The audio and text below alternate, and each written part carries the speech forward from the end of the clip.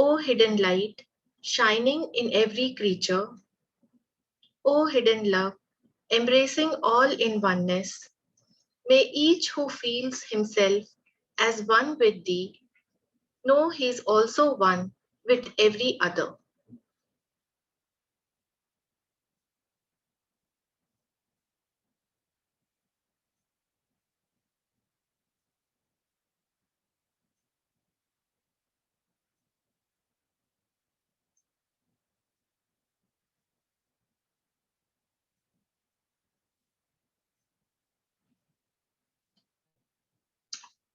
A very good evening to all of you, and welcome to today's session of Mahatma Letters. Today we have taken this Mahatma letter number 48 once again. So we have already done one session on it, but there were a few important points which we thought it is good to address it. So we are considering it again today. Now, I will not dwell on the parts which we have already discussed in detail. But after today's session, if you want, we can discuss those or any other questions that may be raised. So I will be focusing on the few important points only. Okay. And I have the slides made for that, which I will share.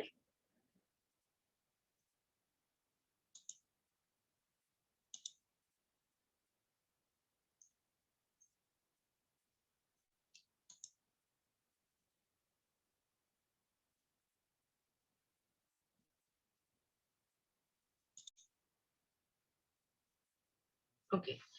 So in this Mahatma letter number 48 from Barker series, in this letter, basically Mahatma KH, he has written it to AP Senate on 3rd March 1882. It was received by Senate in Allahabad. Now, in this letter, actually, Mahatma KH, he is trying to tell Senate how the knowledge can be given to him, under what circumstances, under what conditions. So this whole letter is about imparting the knowledge, not only to Senate, but also to the English members of the British branch of the Theosophical Society. So in the beginning part of the letter, we have already seen in the previous session that Mahatma KH tells that the knowledge which the Mahatmas are in custody of, surely the aspirant who is sincere, he will share that knowledge once. But when he will reach that stage, whether he will reach it sooner or whether he will reach it later, it solely depends on the aspirant, on his work, on his karma, because he is the maker of his own destiny. Moreover, he says that as we walk on this path of knowledge, we will receive help from the Mahatmas, we will receive their directions and guidance, but that will be in conformance of the occult rules. We cannot break the rules and receive knowledge. So these occult rules, Mahatma KH has compared it to adamantine rocks. Adamantine rocks are those which cannot be broken. So we have to have a complete understanding of these occult laws. We need to obey these occult laws in their entirety. Only then our consciousness will be able to perceive that knowledge which we are aspiring. And if we fail, our understanding is limited. So that is the reason we fail. Our understanding is limited in terms of those occult laws. We do not understand the scientific reason how those laws operate. That is the reason we fail. But if we obey them obediently and follow them, then nature herself will yield to our desires. She will give us her bounty. So that is one important thing which Mahatma KH has mentioned to Senate. Now, further, we have also seen that one important thing which Mahatma KH has told Senate, that anxiousness, passion, and strong desires, if we harbor these, if we give in to these, then this will wear out our earthly body. It has a secret power which will wear out our physical body. And so if we want this knowledge, if we want to gain knowledge, we must be cold. So what is meant by this? He says that if we desire too earnestly, even the object of our aspiration. See, object of our aspiration is the knowledge, right? But if we desire that very earnestly with a lot of anxiety and passion, then this is not. See, this is the slide which I was discussing, that if we desire too earnestly or too passionately the object, then this very passion itself, it will become an obstacle and it will prevent the fulfillment of our aim. So we must understand that all these anxiousness, the passion and the desires, they are of a Rajasic nature. See, every person has this Sattvic tendency, the Rajasic tendency and the Tamasic tendency. So this Rajasic nature, it has the secret power which deteriorates our physical body. How come that happens? We know the physical effects which happen in our body. If we are very anxious, it will cause a rush of hormones, a rush of adrenaline. There will be flooding of nervous energy, right? It increases our heart rate.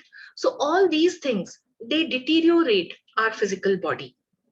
So that is why Mahatma KH is warning that anxious desire of reaching the whole truth, that itself may become an obstacle. So to reach our aim, what should we do? To reach our aim, we should do our karma with detachment. That is, without being anxious. And this is what the Gita also says. We have to have a steady state of mind. Come what may, come happiness, come sorrow. We should have a steady state of mind. That is how we will be able to achieve our aim. Now further, so I'm not going into the details of this. Further, Mahatma KH also mentioned to Sinnett that he must read 2 articles. And by his intuition, he will be able to gather the hints which are given in that. So this is one important slide which I wanted to cover in this session. So I will read out what is written in the letter and then we will discuss it. So Mahatma KH mentions, poor, poor humanity, when shall thou have the whole and unadulterated truth? Behold, each of the privileged ones saying, I alone am right. There is no lacuna. No, none. Not on that one special page opened before him, and which he alone is reading in the endless volume of spirit revelation called seership. But why such stubborn oblivion of the important fact that there are other and innumerable pages before and after that one solitary page that each of the seers has so far hardly learned to decipher? Why is it that every one of these seers believes himself the alpha and omega of the truth? See, in this slide, very beautifully, Mahatma Ji is using the words endless volume of spirit revelation. Spirit is the flame and knowledge is the light which reveals about the spirit. And it is said that you will enter the light, but you will never touch the flame.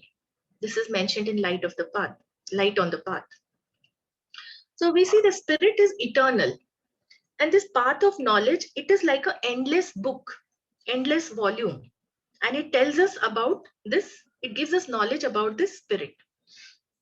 By learning only few ideas, few concepts, we have a partial idea of truth. So this is like reading one page from the endless book, the endless volume. There were many English members in the British branch of the Theosophical Society. Many of them wrote articles in the Theosophist. Many of them even wrote books based on their knowledge wherever they gained it from. So these spiritualists and mediums and seers, they claim to be guided by some higher spirits, but all of them had a very fragmented knowledge. They did not have the whole knowledge of the truth. They did not understand the real concepts. What is the constitution of man? What is the meaning of spirit? What are the after death states? So this they did not understand. But some of them, whatever idea they had, it was close to the fact. It was quite close to the truth. But that was only partial information. Just by their one or two concepts, they thought that they know the totality from beginning to end. They know everything from alpha to omega. So this was a mistake. Okay. So Mahatma KH is pitying the humanity. He's saying, when will we learn to get the whole pure truth? So we also have to guard against this delusion. We learn a few things by reading few books and we think that yes, we know everything, whereas that is not the case. Now we come to one important point which Mahatma KH has explained in this letter, that is about vegetarianism. So in the previous slide, we saw that there were these many English members who were spiritualists, they were mediums, and they had some half-baked knowledge. Many times their knowledge was wrong. Okay, so one of the medium was Mrs. Kingsford. And here about Mrs. Kingsford, Mahatma KH is writing. He is saying that Mrs. Kingsford, she is delivering herself of actual incontrovertible facts. And why?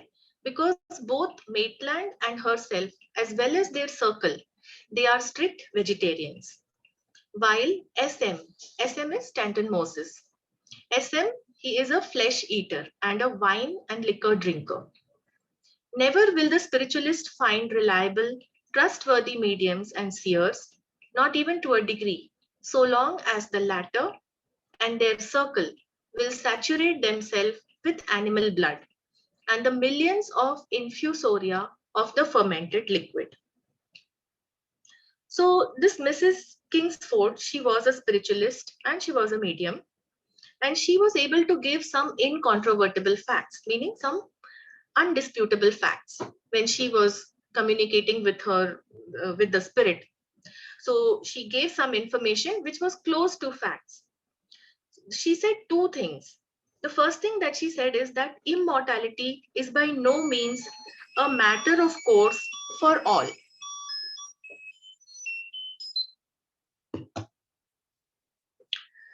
What did she say? Immortality is by no means a matter of course for all. So this is true. This is actually true. See, the immortal man is the higher triad, Atma, Buddhi, Manas. But in certain cases, this link between the lower quaternary and the higher triad, it can be irrevocably broken. Okay, so what this means, if the personality is extremely wicked, if it is selfish, if it is materialist, then even before physical death, this link can be broken. So nothing, no part of this personality, it will get assimilated through the higher manas into buddhi manas. Nothing of it will become immortal. So that means immortality is not, it is by no means a matter of course for all. This was a fact which she was mentioning. Mrs. Kingsford also mentioned another fact. She said that the souls shrink away and expire, it being the nature of them to burn out and expand themselves. So this again is true. See, after physical death, the lower mind, that is the animal soul, it will assimilate with the principle of calm. So together with the principle of calm, it forms the calm roop. And this calm roop, in course of time, it will disintegrate. Once again, when the forces of passion are worn out, this roop will also disintegrate. So this is the animal soul which will shrink away and expire. Okay, so to that extent, she was close to the facts. Now, Mahatma KH is saying that Mrs. K, she was able to perceive these facts because she and everybody with whom she worked as a medium, and this included Edward Maitland. So with these people with whom she worked, they were strict vegetarians. This is the importance of vegetarianism. It brings about the suitability of our bodies, our vehicle through which our consciousness is acting. It makes them suitable to perceive the truths. So even though she was a medium and she did not have the knowledge of the theosophical truths, but still she was able to perceive some facts. Now, as if you compare, in comparison, Stanton Moses, he also claimed to have the spirit guide who was called the imperator. He is denoted by the plus sign. So Stanton Moses, whatever he spoke about or the revelations which he claimed, more often than not, they were incorrect. They were fanciful delusions because we know that he consumed meat and alcohol. So Mahatma KH, he clearly affirms that consuming meat, animal blood, or alcohol is nothing. It is a fermented liquid which gets fermented due to these millions of microorganisms. That is the infusoria. It creates this fermentation process. So these animal products, they coarsen our bodies. The animal emanations, they generate coarse material in our various bodies, which can answer only to coarser vibrations. And this is the fact which inhibits our consciousness from discerning the truths and the facts, because it works only with coarser vibrations. And that is why it is said that a spiritual aspirant, he must always have a sattvic diet, a simple diet. In Hindi, there is a well-known saying, Jaisa ann, vaisa man. What we eat is what we become. So further, in the next slide also, Mahatma KH is again reiterating this importance of vegetarianism. We know that in the beginning, in the end of 1881, Mahatma KH, he had gone into a retreat. And when he returned from there, then what happened? That is what he has written here. He says, since my return, I found it impossible for me to breathe, even in the atmosphere of the headquarters. M had to interfere and to force the whole household to give up meat. And they had all of them to be purified and thoroughly cleansed with various disinfecting drugs before I could even help myself to my letters.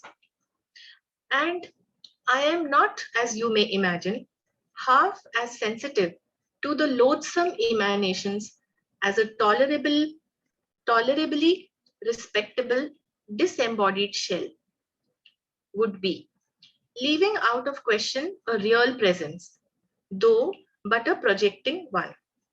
In a year or so, perchance earlier, I may find myself hardened again. At present, I find it impossible, do what I may. Now, here what Mahatma KH is saying, from his writing, we can understand that in the early days of the Theosophical Society, during that time, even in the headquarters of the Theosophical Society at Adyar, meat was being consumed. Mahatma KH returned from his retreat. During that retreat, we don't have the details what he underwent during the retreat, but we can assume that his entire constitution was so purified. It was to such a high degree.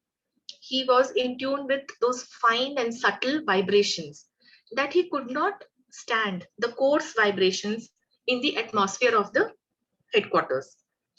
Earlier also in one letter, he had mentioned that he had to stay in isolation for at least a month or two after coming from his retreat, because he could not bear to stand the vibrations coming from the southern side of from the southern part of the Himalayas. So yeah, so that is what he has mentioned here, that even the atmosphere of the headquarters, it was saturated with these repulsive emanations. Now he says that he is not so sensitive to these animal emanations as a disembodied shell or a projected presence might be. What is a disembodied shell?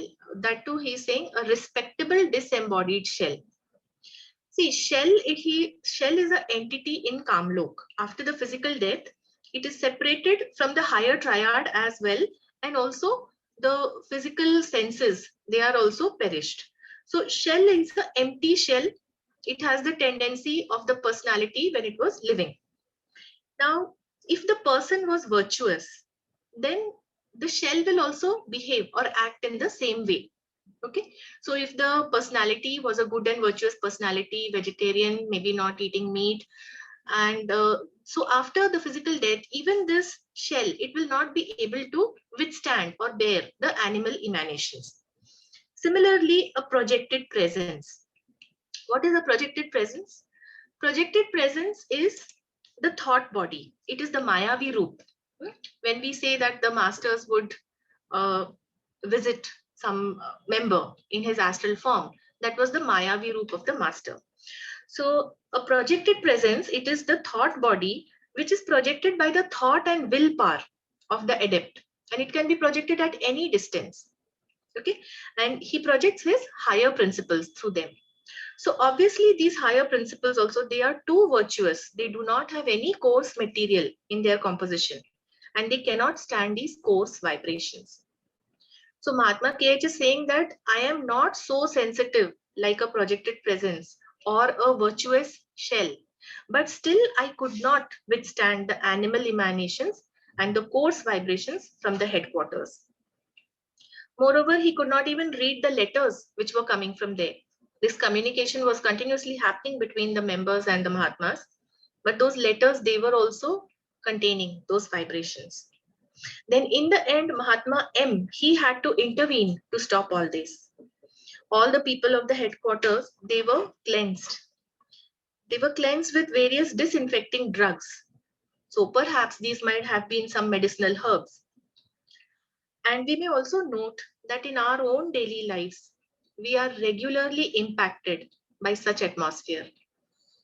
And getting used to it, we completely lose our sensitivity. We do not feel anything about it. We lose our sensitivity to the finer and purer vibrations. So this is actually a big hindrance for spiritual growth. And that is why we are advised to follow a vegetarian diet. Then further, Mahatma KH is saying that in sufficient time, say about 1 year, he may become hardened enough to bear these gross vibrations. So this is actually a great sacrifice on his part.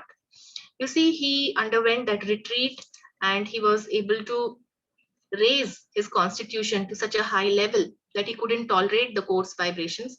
But he's saying that to to communicate with you, to impart you knowledge, and to continue the work of this theosophical movement, he will, in a year or so, he will be hardening himself so that he can bear these vibrations.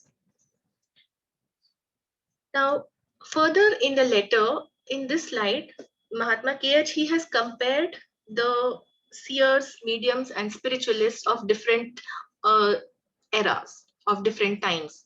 In the medieval times, there were these mystics like Swedenborg, and in the present of that time, that is near about 1881, we know this PB, Randolph, and Oxley, they were there, and they kept on saying many things. Some of them were true, some of them were fanciful.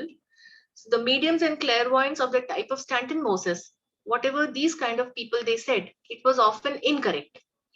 Now, in the first para, what is mentioned that there are secret brotherhoods of initiates in the East, especially in Tibet and Tartary. That is true. We know that Tartary is a region actually, which is it is the historical region of Central Asia, North Asia, and East Asia. So it lies in between the Caspian Sea, the Ural Mountains, and the Pacific Ocean. And we know that northern part is the region where all these Mahatmas are said to reside. So this is the truth, the secret brotherhood of initiates. Moreover, they mentioned that the lost word, and Mahatma KH is saying it is no word at all, but still they are mentioning lost word is found only with those secret brotherhoods. And they also mentioned spirits of the elements and spirit flames. They existed. Spirit flames which never incarnated in this cycle. Spirit flames which never incarnated in this cycle. Now, if we look at the cycles, the Manvantar, there are smaller cycles within larger cycles. Manvantar is one round of a planetary chain, and Mahamanvantar is 7 rounds. If we consider the cycle of the entire solar system, that is one Kalp. So in every Manvantar, the entire universe moves to a higher level of evolution. So the spirits which have already incarnated in the previous cycle and they have passed through the human stage, they may not incarnate in this cycle. So that is a fact. And the last point which was mentioned was immortality is conditional. So this we have already seen in the previous slide, that the link between higher triad and lower quaternary may be broken if the personality is very depraved. So The personality has to have some purity in it to maintain that link, that immortality. So immortality is conditional. Now, whereas these clairvoyants of the type of Stanton Moses, whatever they mentioned, it was so contradictory and it was not even correct. So this is what Mahatma KH has explained in these slides. But the more important thing which we want to understand is now here on the next slide. Mahatma KH says, SM knoweth not. SM is Stanton Moses.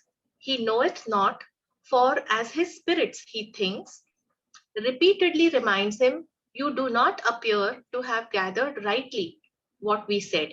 Controversy stirs up your mind and feeling, and in place of a transparent medium, gives us one that is turbid.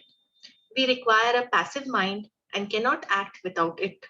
So this was mentioned in the magazine Light of February 4th. But in the next point, Mahatma KH is saying, we do not require passive minds.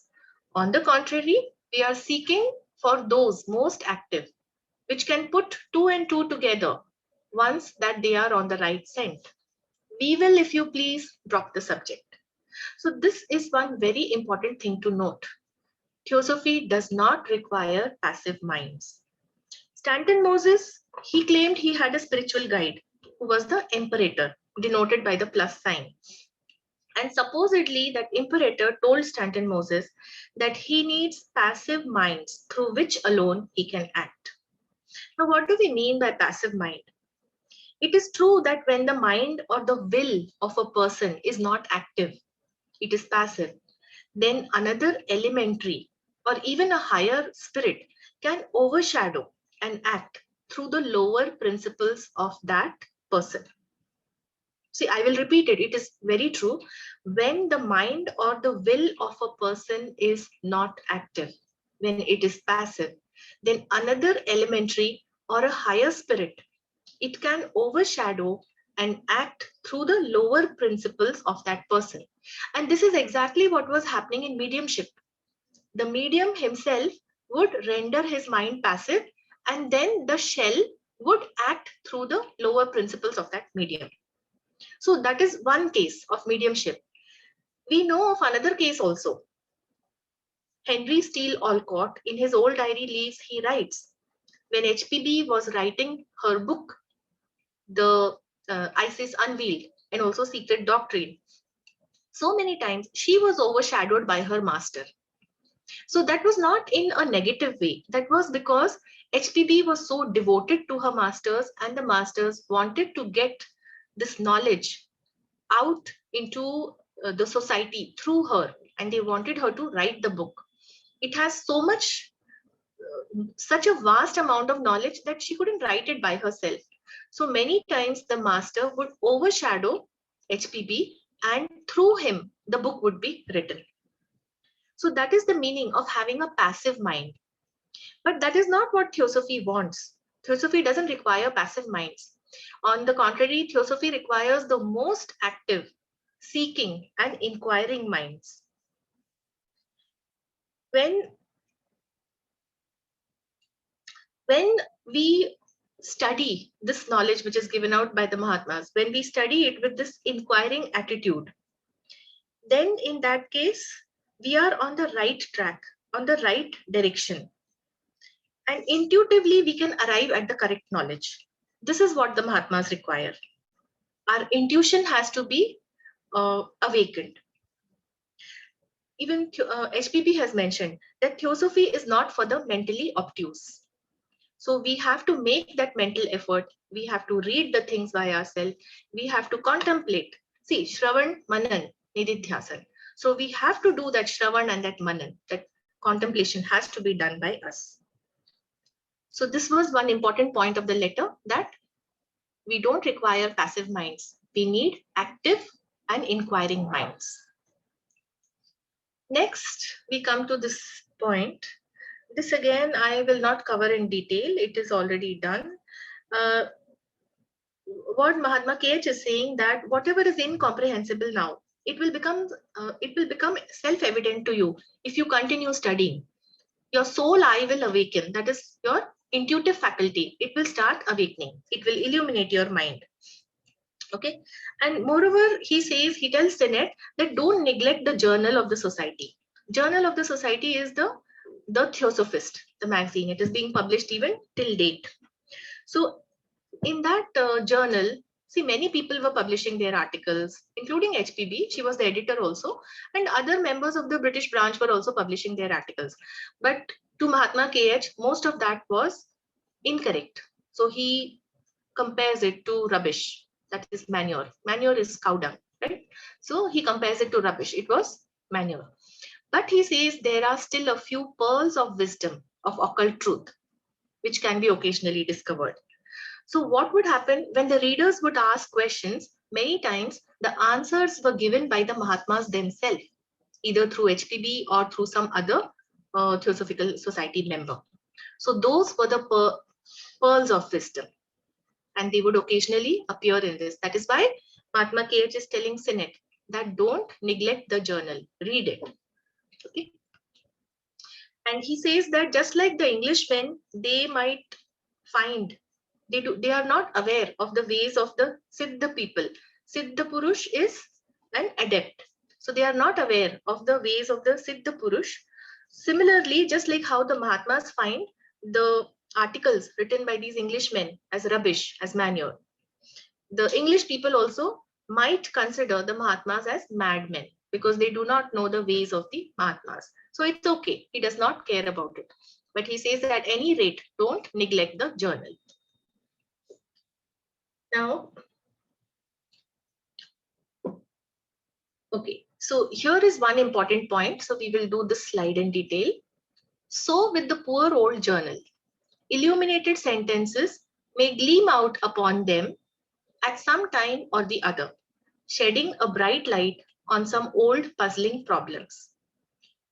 Yourself, you may perchance perceive in them the unexpected solution of an old, blurred, forgotten dream of yours, which once recalled will impress itself in an indelible image upon your outer, from your inner memory, to never fade out from it again.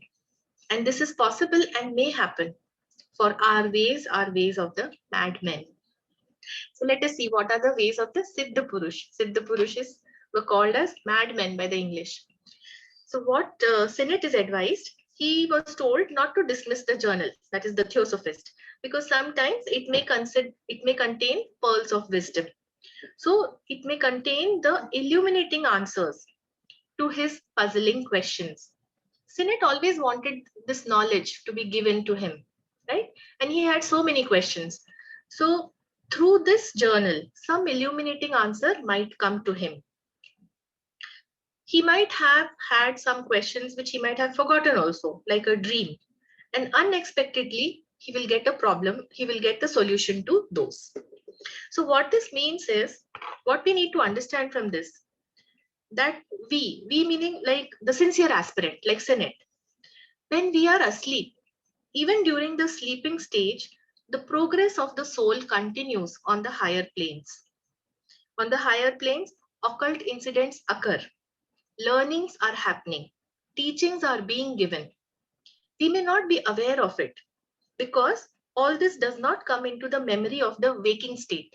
It is not impressed on the physical brain. So they remain as a dream-like incident. And we may be puzzled by them. We may have a very faint recollection or no recollection at all, or it may all come like a dream to us.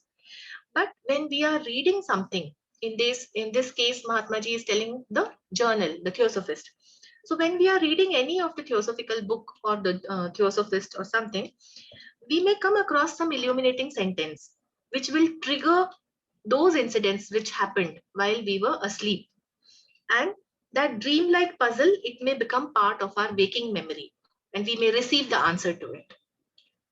That is why we should not dismiss any of the theosophic literature. We must read it carefully. Something which is there in our subconscious from the dream state, it might come into our waking memory. So this is one important thing which we must understand from here. Now, after this, Mahatma KH is telling Sinet that he should not feel unhappy or disappointed. Why feel unhappy and disappointed, my good friend, my good and faithful friend? Remember that hope deferred is no hope lost. Very important. Remember that hope deferred is no hope lost. Conditions may change for the better. For we too, spook like, need our conditions and can hardly work without them. So we know that the British branch had collapsed, right? All the members, most of the important members, they had left the British branch. So Mahatma K.H. is telling that, see, first of all, what he's saying, he speaks about the spook. What is a spook? Spook is the shell. We spoke about the calm roop. Spook, it is the subjective form of the lower mental, which is assimilated with the principle of calm after physical death. Lower mental, which it tends towards desire. So it creates this subjective form, which is called the spook or the calm roop. And this spook, it is normally earthbound.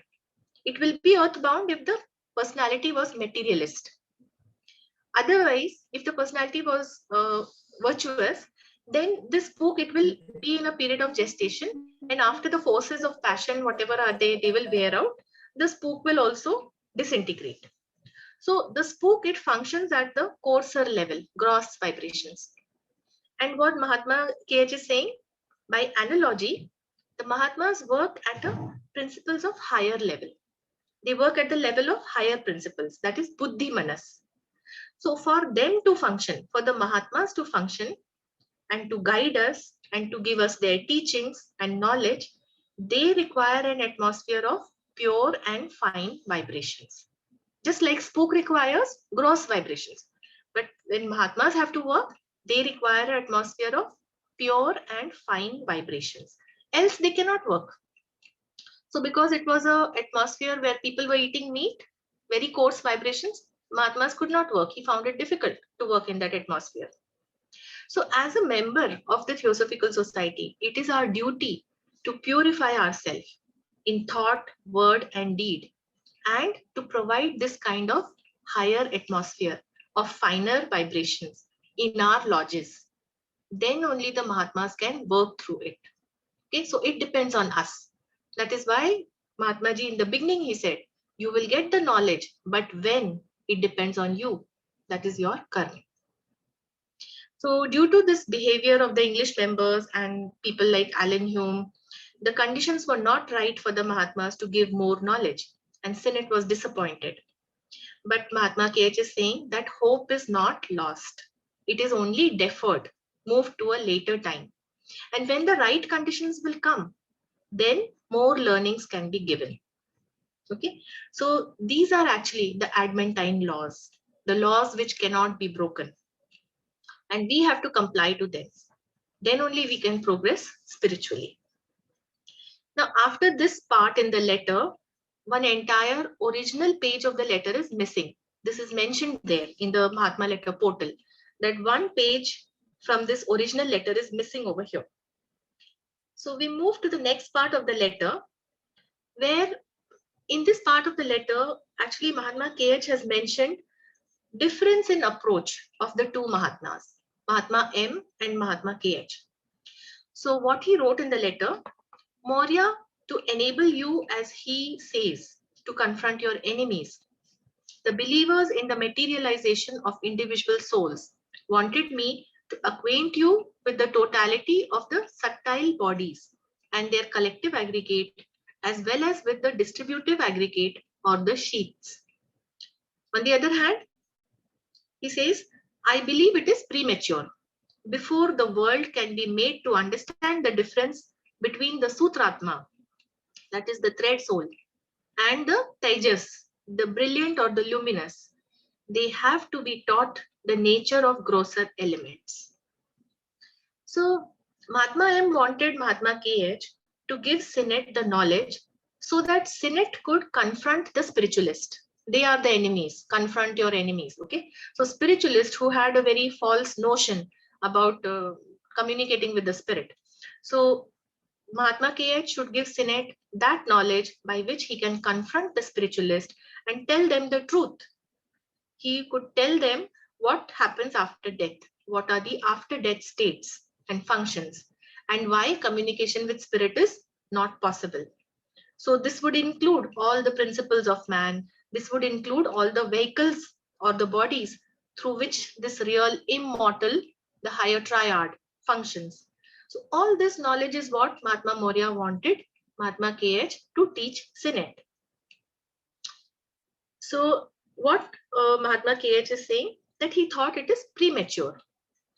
He says that before the world can be taught about the Sutratma and the Tejas, they have to be taught about the grosser elements. Grosser elements would make our lower quaternary, the personality. So instead of first teaching them about the immortal triad, the higher bodies, and how that communication takes place, he wanted them to learn the grosser elements, the lower principles. Now, Sutratma, it is literally the thread of the spirit. It is written thread soul. It is the real immortal man. It is that individuality which incarnates in the men, one after the other life. So upon this thread of the Sutratma, these personalities, they are strung like beads. That is what is the Sutratma. Now, can you imagine that how this could be explained to the people, to the Englishmen, the people of the West, who did not believe in anything like reincarnation? Okay. Moreover, he speaks of Tejas. What is Tejas? Tejas means brilliant, luminous, shining. So Manas Tejas, it means human reason. It means the lower mental. Okay. Manas Tejas is human reason. And this human reason, when it is lit by the light of the spirit or the light of the buddhi, then it becomes the illumined or the Tejas. So even while we are working in our personality, we are using our lower mental faculty, right? We are logical, reasoning, deductive, concrete thinking, all this. But when our thinking and reasoning, it is illuminated by buddhi, then it becomes Tejas. Okay? So light of buddhi from our higher triad, it is shining on our, it is passing on to our personality, making this Tejas. So this was the difference. So Mahatma KH says, what I blame him for is that he allowed you to begin from the wrong end, the most difficult, unless one has thoroughly mastered the preparatory ground. Mahatma KH is blaming Mahatma M that he is allowing Sinet to start from the higher end, which is more difficult to understand. And he should first understand the lower principles, the preparatory ground. But we must remember one thing over here. In one of the previous letters, Mahatma KH has mentioned that, what does he say? That we may differ in approach, but never in principles. So that is what is happening here. They are differing in approach, but the principles never differ. They are one and the same. Okay. So now there are just two more points which I would quickly like to cover. Then we will keep the session open for discussion. So in this, these are the last 2 points which I want to mention, that there were these great occultists like Eliphas Levi. And they had a very, Eliphas Levi, actually he was a very, what to say, very important occultist of his time. Even HPB was greatly inspired by him. He was a great esoteric writer.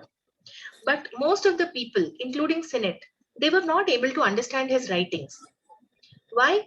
It is not because that he wanted to hide his teachings. He did not want to give his teachings. That is not the case. Actually, he had deliberately written his esoteric writings in a way to keep them safe from the church of that time, because they were being persecuted by the church. They would persecute the authors. They would call this all heretic. So they had written it in such a way that only the senior students, they would be able to understand the writings, the key to which was intuition. So you should read it, you should contemplate on it, you should apply your mind, and that is what awakens your intuition. Okay.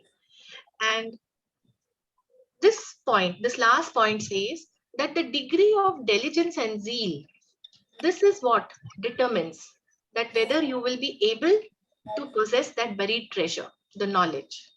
Okay. So the required qualities to get this knowledge, it is the diligence. That means careful and persistent effort. We have to persevere. And zeal, it is the great energy. It is the enthusiasm. With how much energy and with how much perseverance are we continuing our studies? That will determine whether we get that knowledge or no. And Mahatma K.H. says that it is easier to understand his writings, which are in blue ink, rather than the writings of Mahatma M, which are in red ink. But if you understand what Mahatma M has written, then you have nailed it. You have received the knowledge. So with this, I end the letter number 40, this letter number 48. And we can discuss if any of you have questions on these points or what was discussed in the previous session.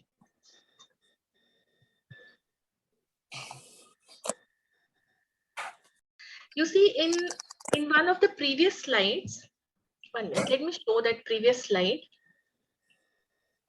See, in this slide, slide number 15. Okay, in this slide, slide number 16, Mahatma Maurya, he says that to confront his enemies, that means to confront the spiritualist, he wanted Sinnett to be taught about the subtle bodies in their collective aggregate and their distributive aggregate. So I wanted to just explain a little about these subtle bodies. So for that, I have put it here in this slide. I hope the slide is visible. Yes, yes. Yeah, just let me put it in that. Okay. So subtle bodies are the bodies which are subtler than the physical bodies. And in the theosophic literature, mostly the word astral body is used. But we have to be very clear that there is a differentiation between the different subtle bodies. So the first vehicle, we know it is the vehicle of projection, which is the Mayavi Roop. And this vehicle, it is projected by the thought and the willpower of an adept. So adept may appear in this Mayavi Roop when he projects his higher aspects. He will project his higher aspects by his thought and will to any distance. So Mahatma Ji may actually be somewhere in the Himalayas, but he can project himself even in the headquarters in Adyar. And how that body is formed? The material for that, it is gathered by the from the surrounding atmosphere. Okay, so that is Mayavi Roop. And it is said Mahatmas would visit in their astral form. So Mayavi Roop, your astral form is referring to Mayavi Roop. The second subtle body is the Kam Roop. It is the vehicle of desire, which we discussed so many times in the session, that after death, the vehicle which exists in the Kamlok, the lower mental, together with the principle of desire, that is the shell or the Kam Roop. Okay? So that is a real body, a subtle body after physical death. And the third body, it is the Ling Sharir. Ling Sharir is also called the etheric double, and it is part of the physical plane only. Okay, it is the four higher subdivisions of physical plane, etheric double.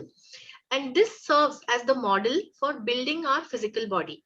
Whenever a child is born, this physical or the Ling Sharir, it is born before the Sthul Sharir.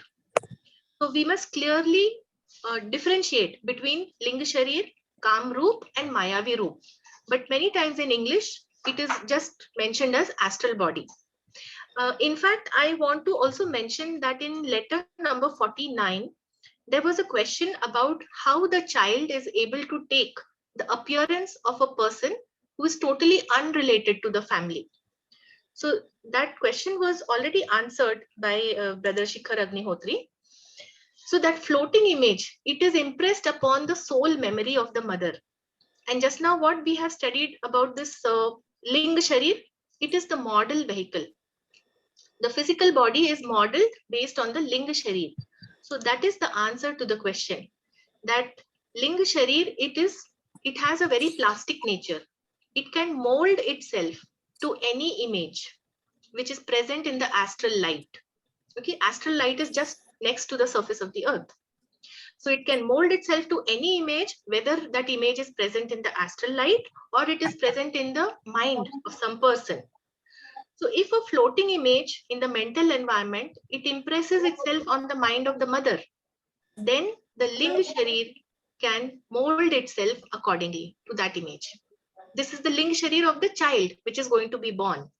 So when the child is born, his physical body is modeled according to the Ling Sharir, which has been molded according to that image.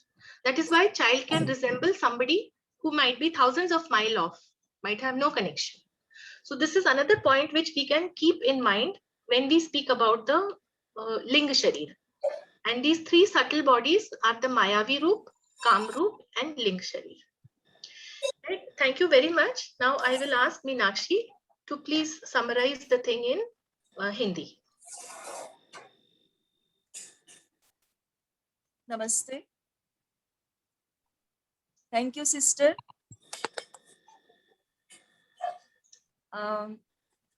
आज हम महात्मा letter number 48 ले रहे हैं, जो कि master के H AP senate को लिखते हैं।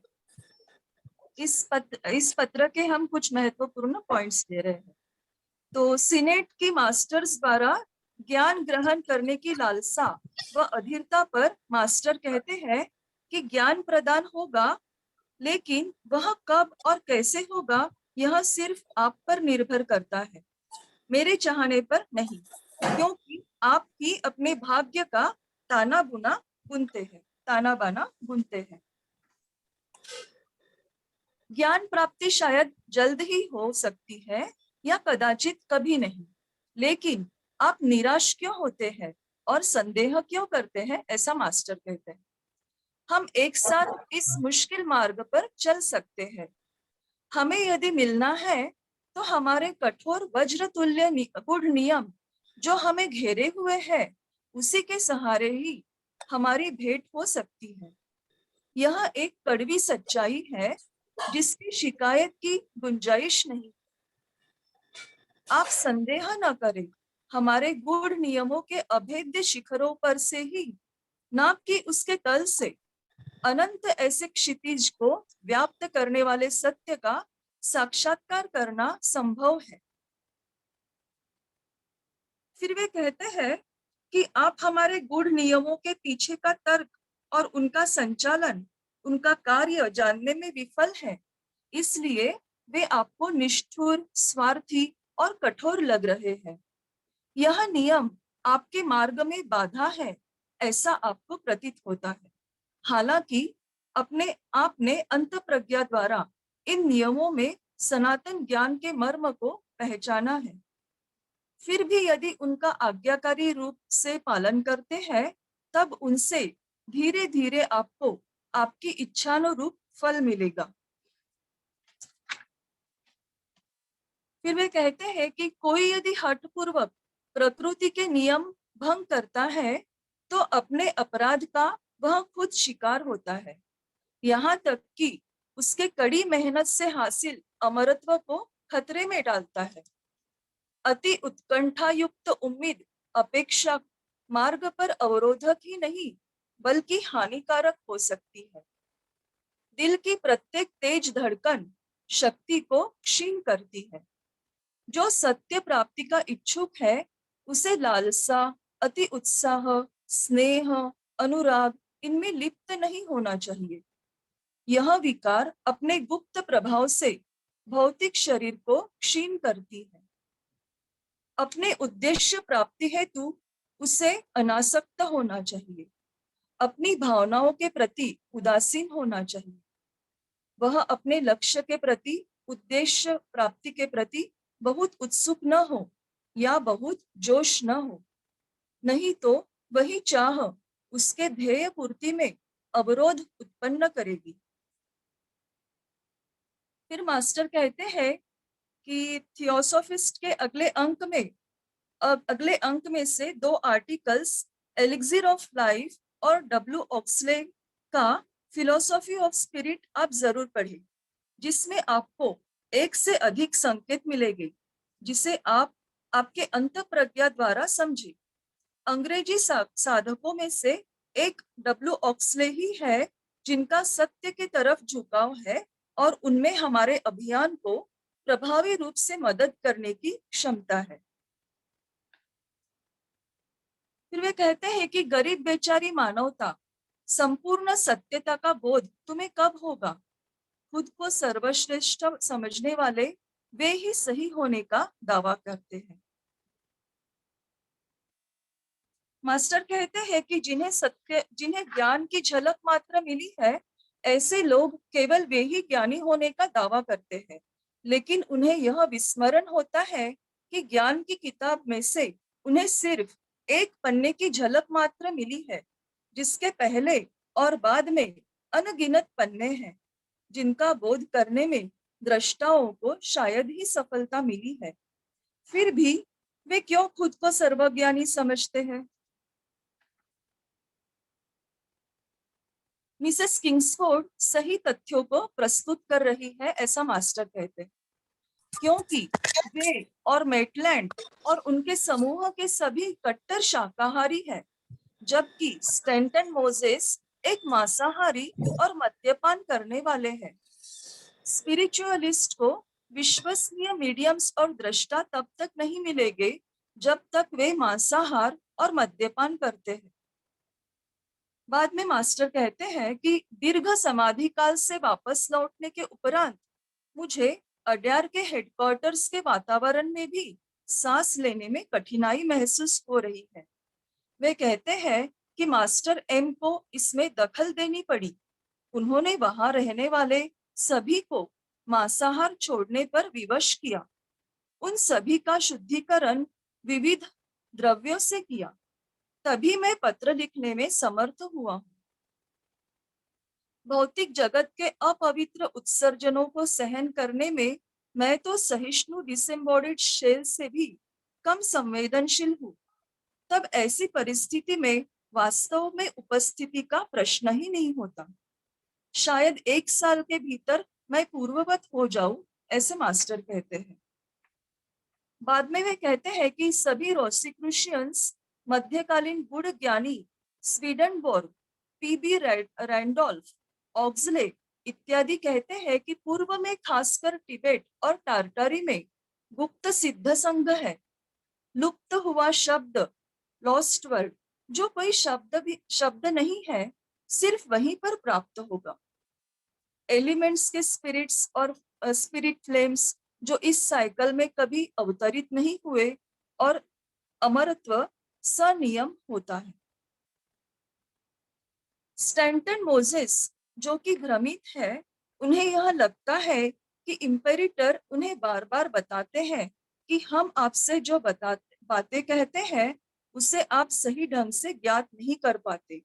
आपके मन व विचार और भावनाओं में वाद विवाद चलते रहता है, और हमें एक स्पष्ट पारदर्शी मीडियम की जगह एक धुंधली अस्पष्टता मिलती है।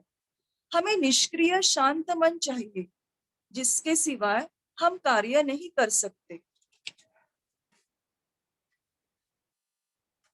मास्टर कहते हैं कि हमें निष्क्रिय मन वाले नहीं चाहिए, हमें सक्रिय विचारवंतों की खोज है, जो सही संकेतों को पहचान कर विषयों की गहराई तक जाए, सत्य का बोध करे, अपने मन मस्तिष्क द्वारा स्वयं कठिन विषयों पर विचार करे, उनका हल निकाले।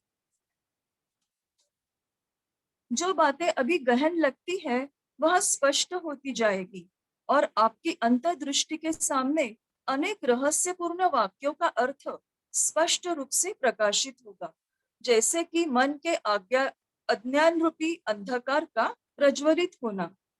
इसी प्रकार उत्तरोत्तर प्रगति होती है।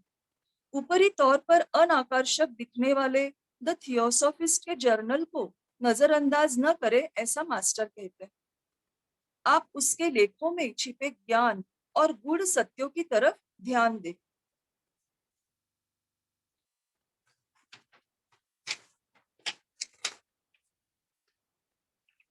फिर मास्टर कहते हैं कि हमारे तौर तरीके शायद विचित्र हो, विलक्षण हो, गवार हो। अंग्रेजी व्यक्ति हमें विक्षिप्त समझने की गलती करेंगे, लेकिन जो भी ज्ञानी होने का पात्र है वह रूखेपन के तले देखने की क्षमता रखता है। इसी तरह पहेली से लगने वाले प्रश्नों के उत्तर आपको थियोसॉफिस्ट के वाक्यों में प्रकाशमान होंगे। शायद आपको उसमें अपने किसी पुराने धुंधले से सपने का अनपेक्षित रूप से बोध हो जाए, जिसे एक बार स्मरण करने पर आपके अंत स्मृति में से आप पर अपनी अमिट छाप छोड़ेगा, जो कभी वहां से लुप्त नहीं होगा। यह संभव है। बाद में मास्टर कहते हैं कि मेरे अच्छे और सच्चे मित्र, आप दुखी और निराश क्यों होते हैं? याद रखें कि अपनी अभिलाषा को विलंबित करना यानी उम्मीद का न खोना है। परिस्थितियों में बदलाव अच्छे के लिए हो सकता है। हम भी अपने शर्तों के बिना शायद ही कार्य करते हैं। मास्टर एम आपको आपके विरोधियों यानी स्पिरिचुअलिस्ट का सामना करने में सक्षम बनाने को कहते हैं, जो इंडिविजुअल सोल्स के मटेरियलाइजेशन में विश्वास करते हैं। मास्टर आपको मनुष्य के सूक्ष्म शरीर और उसके समस्त विभाजन और विभिन्न कोशों के बारे में परिचित करवाना चाहते हैं। दुनिया के सुतरात्मा और तेजस के बीच अंतर को समझने से पहले उन्हें समस्त तत्वों के स्वरूप के बारे में सिखाया जाए। उन्होंने आपको गलत छोर से शुरू करने के लिए अनुमति दी, जो कि अधिक जटिल है। जब तक आप प्रारंभिक बातों पर प्रभुत्व नहीं पाते, गूढ़ ज्ञान को ग्रहण नहीं कर पाओगे। एलिफा लेवी के लेखों का आपको बोध न होने की आपकी शिकायत की वजह यह है कि आप और आप जैसे अन्य पाठक उनके लेखों की पद्धति को जानने में असमर्थ होते हैं। निश्चित ही आप मास्टर एम के लिखित बातों में छिपे तथ्यों को समझ पाते हो, तब आपको परेशान होने की जरूरत नहीं है। आपको मेरी लिखी बातों को समझने में कठिनाई नहीं होगी। धन्यवाद। नमस्ते।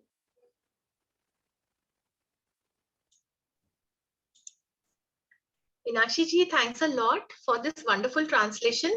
Your Hindi is very good and it is appreciated by all the participants here. Vimaji, there is a question for you. Kindly go through it. Yes, I'm seeing in the chat. There is a question saying, okay, it is from Dr. Mansi Bhagat. Dr. Mansi Bhagat, आपने पूछा है, was AP Synod then later taught the way Master M wanted, as both masters' approach was different? So how were principles given to AP Synod?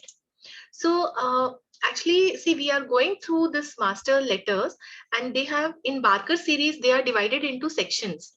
So we are doing the third section, which focuses on discipleship, probation and discipleship. In the second section, the actual theoretical teachings which were given, those letters are there in the second section. And I'm not sure, maybe Pradeep ji will also want to continue the study of those letters after this section is over. So then we will come to know how the teachings were given. Yes, you are right. After this chapter over, we will do that. Okay. So any other questions or things anyone wants to discuss?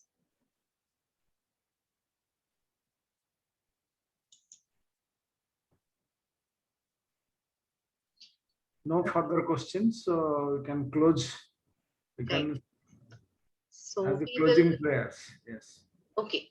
So please stand by everybody for the closing prayer.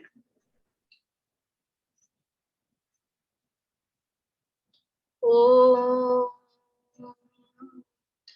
Asato Ma Satgamaya Tamso Ma Jyotirgamaya Mrityorma Amritam Gamaya Om Sarvesham Swastirabhavatu Sarvesham Shantirabhavatu Sarvesham Mangalam Bhavatu Sarvesham Purnam Bhavatu Lokaha Samasta Sukhino Bhavantu Sarve Bhavantu Sukhinaha Sarve Santu Niramaya Sarve Bhadrani Pashyantu Ma Kaschit Dukha Bhag Bhave Om Shanti, Shanti,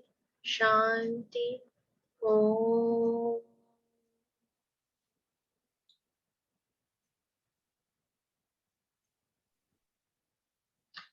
Thank you all for joining me in the session today. Namaste. Namaskar. Thank you, Vibhaji. Thank you. Thank you. Thank you to everyone. We are going to close this online platform. Thank you for attending the program. So for Mahatma Letter, next Friday, we will meet exactly at 8 p.m. Thank you.